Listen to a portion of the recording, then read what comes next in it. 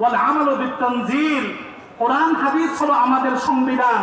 কোরআন হাদিসে আল্লাহ আল্লাহ রসুল যে সমস্ত কাজ করতে বলছেন সেগুলো করা, যেগুলো ছাড়তে বলছেন সেগুলো ছাড়া।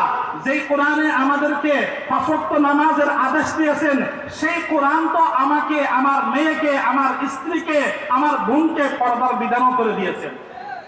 আমি নামাজ পড়লাম, পর্দার বিধান রক্ষা করলাম না, তাহলে আমি মুত্তাকি হতে পারবো না। যে কোরআন আমাকে রমজানের ৩০ রোজার আদেশ দিয়েছেন, সেই কোরআন আমাকে সুদ এবং ঘুষ মুক্ত লেনদেনের জন্য আপনার নির্দেশ দিয়েছেন। যদি বলা হয় ২০২৫ সালে এসে, আধুনিক যুগে এসে সুদবিহীন লেনদেন সম্ভব হবে না, তাহলে আপনি কিয়ামতের সকালেও মুত্তাকি হতে পারবেন না। ৩ নম্বর, আর রিদা বিল কলিল। আল্লাহ যাকে যত সম্মান, স্বাস্থ্য, সম্পদ, মর্তবা যতটুকু দিয়েছে সেটার উপর সন্তুষ্টি থাকা।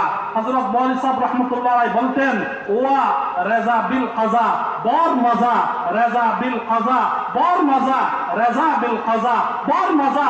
অর্থাৎ আল্লাহর উপর সন্তুষ্টি থাকা, যে অবস্থায় রাখছে এটাই একজন মানুষের জিন্দেগির সবচেয়ে শান্তির কারণ, সবচেয়ে আনন্দের কারণ। আমার রব আমাকে যেই অবস্থায় রাখছে, এই অবস্থায় খুশি থাকা, এটার নাম হলো তাকওয়া। ৩ নং অর্থ।